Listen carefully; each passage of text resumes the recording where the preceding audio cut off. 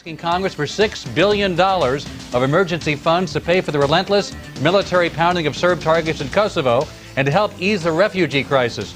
But force has yet to topple Slobodan Milosevic, so now the United States wants to try a different tack. We're asking NATO to form a naval blockade to choke Yugoslavia off from its oil supply.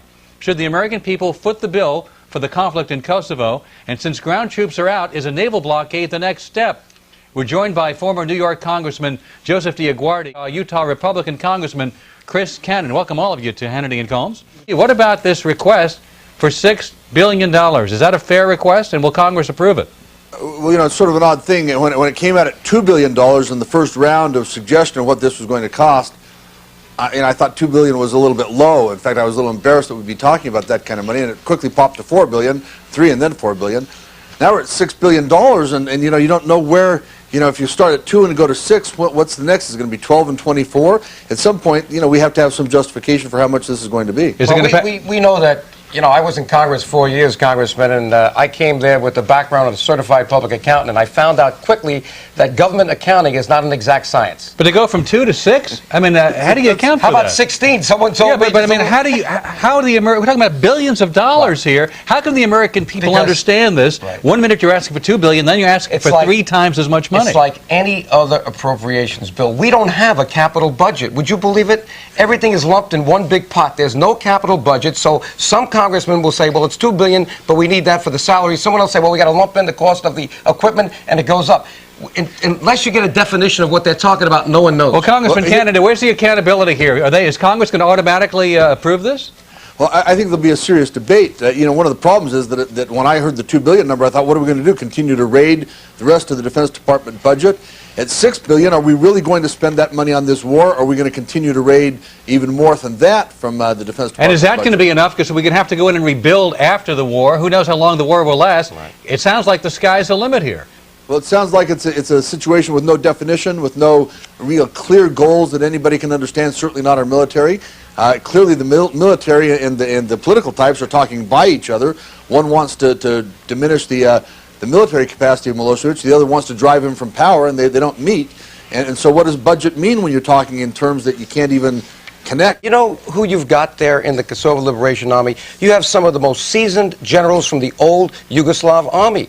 Don't forget, Kosovo was one part of that 8-part Yugoslav Federation, and there were many Albanian generals. They're there directing this group. Don't listen to Slobodan Milosevic. And by the way, they're asking for, in the Lieberman-McConnell trafficking bills, they're asking for $25 million. That's a drop in the bucket compared to $6 billion. Give them the guns. They're not looking for Stinger missiles. They just need enough to get those tanks that they're hiding in the woods. Congressman Cannon, will the Congress ever go along with sending arms and money to the KLA?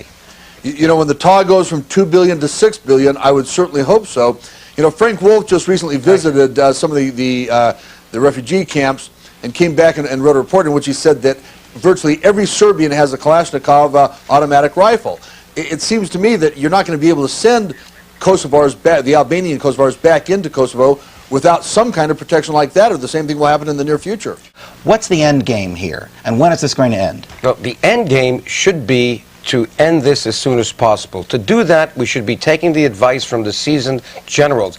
Apply the resources the seasoned to this generals conflict. want ground troops, Arm the right? KLA, get the ground troops in there, shut this thing down. We're going to have more accidents. It's going to cost a fortune. What are we doing stretching this thing out? But we can't bomb these people into the Stone Age, can we? There'll be nothing to go back to, nothing to repatriate them to. You need both. The generals have said you can't have an air campaign without some presence on the ground with the troops. And we know that because the Serbs are digging in. They're digging in. They're camouflaging their tapes. They're their tanks. And they're camouflaging their missiles. We need to get the KLA in there to take them out. Congressman Cannon, ground troops. Congress says yes or no. Our generals are not arguing for ground troops. They're saying we can't accomplish the political objective without ground troops. And they don't want to put ground troops in because it's a war we can't win. The Albanians, on the other hand, the Albanian Kosovars can win that war if we arm them. Can we possibly win the war without NATO troops on the ground, Congressman Cannon? Can the Kosovars possibly take on the Serbs in their present military state of preparedness? I suspect that that the Kosovars could do it with many fewer casualties than NATO can do it with ground troops. And frankly, I don't know how NATO does it. We don't know the land. We don't know the places to hide to go. The KLA does know that, and all they need are guns. This is, nothing has changed essentially between now and World War II, when a lot of Serbs were killed. Wait. We have satellites, we have maps, we have computers, we have much more sophisticated means of waging a ground war today. But a tank has to go down a road from one point to another point, and that road is covered by trees on either side and between ridges of mountains. You can shoot a tank with a light anti-tank weapon as easily as you could shoot one in the old days with a bazooka. And we did this in Bosnia. We did arm the Croatians in Bosnia. Congressman DioGuardi, is Bill Clinton the person to lead this war? Listen, right now, he's done the right thing. He's got 2 years to go in his presidency. Everybody is taking a shot at him. He's still standing, and now he's made the right decision to go forward and end this and engage Mr. Milosevic with the only language he understands, and that's force. The right decision. We've seen nothing more than hundreds of thousands of refugees. Now they're estimating 100,000 deaths. We've seen that the ethnic cleansing of Kosovo that's already begun as a result of NATO's incursion. Things have gotten how many times worse since NATO went in? Did you see what was happening while we were talking at Rambouillet? They were marching 40,000 troops into Kosovo with M84 tanks. Congressman DioGuardi, what's happened since March 24th? How much worse have things gotten since March 24th? You're going to blame that on the president? How about the Serbs running around and killing, executing, Congressman Cannon, have we not exacerbated an already terrible situation? Look, it is impossible to know what might have happened, but what did not happen is we didn't have troops on the ground at the borders to take care of the problem as these people left. Frankly, just a small number of troops on the border of Kosovo would have sent a very strong message to Milosevic, would have maybe slowed down this process. Worse than that, we told Milosevic they wouldn't be there. Don't you think that the infrastructure is now at the point where this man has been weakened, and now the KLA can go in and take on this army of 40,000 Serbs in Kosovo? Let's do the job. Arm the Kosovo Liberation Army. Why not fund that $8 billion? Because we are in it. Whether you like the president or not, whether you appreciate the way he approached the issue, whether you like the way he decided or not, there is the concern about having a strong America that actually stands up to people like Milosevic, who, by the way, one of the problems we didn't talk about earlier when we were talking about the acceleration of the ethnic cleansing in Kosovo is the fact that Milosevic has now destroyed his opposition within the country. Right. I mean, he has no local opposition. He's been murdering these people in daylight. It seems to me we made a big mistake going in. Why can't congressmen like you stand up and say, look, we made a mistake, let's get out, and let's help in other ways, humanitarian assistance, medical assistance. Why can't we acknowledge that this was a wrong-headed move and we made a mistake and we're fighting this the wrong way? I've said that, of course, myself, but on the other hand, Congress has 435 individuals with very different views and reasons for what they do. And in this particular case, you have a combination of the president's supporters and those Republicans who believe that America needs to win if it gets in something. And in the middle of that, it's really hard to say. And the reason I'm so divided personally, it's hard to say no bombs for our people that have already gone over there, that are there now. Congressman DioGuardi, you say it's not a mistake, but I mean everything. Look what's happened. Do you see what's going on? Did you see the people on the trains, just like Nazi Germany? This is genocide. Don't be bashful about using the word. We list 9 generals, and we forgot to put Milosevic at the top of the list. Didn't even include him. We have to include him. He's the one that's running the show. Could you imagine a country that has a minister of information? Why do you need a minister of information? It's to sort out what you want the people to have, what you don't want them to have. Do you think we can win this war without ground troops, and do you think the American people will stomach ground troops? They have to, because we're in it. This is a NATO, we've had now a commitment to NATO. We're part of NATO.